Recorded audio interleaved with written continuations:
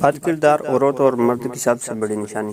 یہ ہے کہ وہ رشتوں کی پہچان بھول جاتے ہیں۔ ایک روز ایک شوہر جب باہر سے اپنے گھر میں داخل ہوا تو دیکھتا ہے کہ اس کی بیوی زاروں قطار رو رہی ہے۔ رونے کا جب سبب دریافت کیا تو بیوی کہنے لگی کہ ہمارے گھر کے درخت پر بیٹھنے والے پرندے بعض اوقات مجھے بلا شرعی حجاب اور بغیر پردے کے دیکھتے تو مجھے ڈر لگتا ہے کہ کہیں اس میں اللہ کی معصیت اور گناہ کا ارتکاب نہ ہوتا، جس کا اگر مجھے ایک دن اللہ کے سامنے حساب دینا پڑ گیا تو میں کیا جواب دوں؟ بس یہی سوچ کر اور اسی خوف سے میں رو رہی ہوں۔ بظاہر انتہائی نیک اور دینی جذبات سے لبریز بیوی کا یہ جواب سن کر شوہر بہت خوش ہوا اور اس کے اس درجہ پاک دامنی، پاکیزگی اور جذبہ خدا ترسی کو دیکھتے ہوئے عالم بے خودی میں فوراً اس کا ماتھا چوما اور اسی وقت کلہاڑی لے کر گھر کے پیڑ کو کاٹ کر باہر پھینک دیا۔ اس واقعہ کے ایک ہفتے کے بعد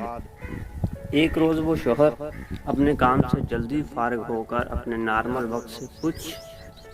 پہلے گھر آ گیا تو کیا دیکھتا ہے، اس کی وہی پارسا بیوی اپنے عاشق کی باہوں میں لپٹی ہوئی سو رہی۔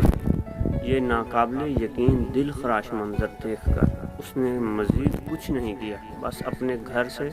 اپنی بعض ضرورت کا سامان لیا اور اپنا گھر اور بستی چھوڑ کر نکل پڑا اور چلتے چلتے ایک دوسرے شہر تک پہنچ گیا جو بادشاہ وقت کا اپنا شہر تھا۔ وہاں دیکھا کہ امیر شہر کے محل کے ارد گرد کافی لوگ جمع ہیں۔ یہ منظر دیکھ کر جب اس نے اس بھیڑ کا سبب پوچھا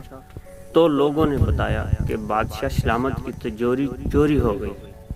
اسی دوران اس بھیڑ سے ایک ایسے شخص کا گزر ہوا جو پورے پیر کی بجائے صرف اپنی انگلیوں کا اطراف کے بل پر بہت سنبھل کر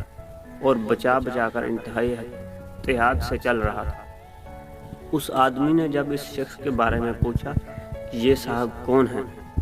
تو لوگوں نے بتایا کہ اس شہر کی دینی گروہ مذہبی پیشوا اور شیخ صاحب ہیں جو اپنی انگلیوں کے بل محض اس لیے چلتے ہیں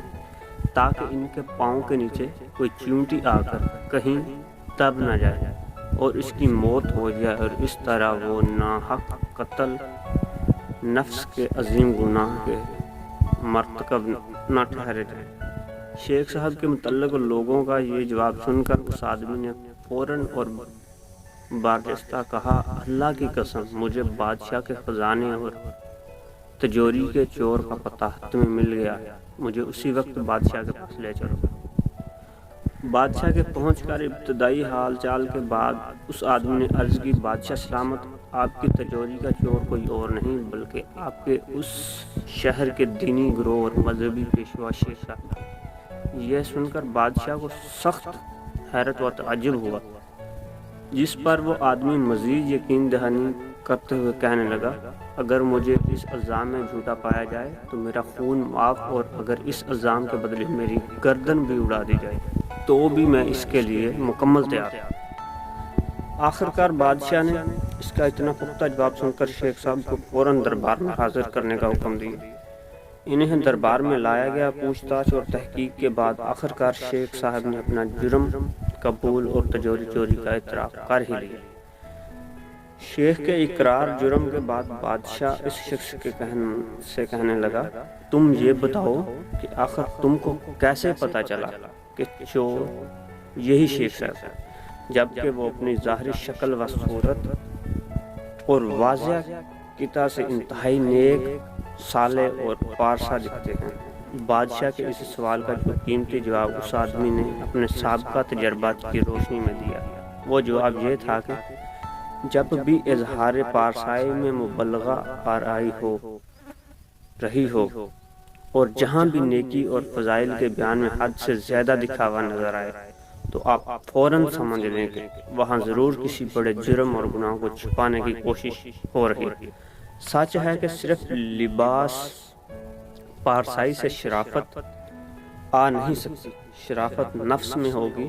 تو انسان پارسا ہوگا۔ کردار کو کپڑوں میں چھپا رکھا ہے تو نے، کپڑوں کی طرح تو تیرا کردار نہیں ہے۔ اللہ رب العزت ہم سب کو ظاہر کے ساتھ ساتھ اپنے باطن کو سنوارنے کی نیک توفیق نیز ہمیشہ سچی پارسی اور حقیقی تقوی نصیب فرمائے، آمین یا رب العالمین۔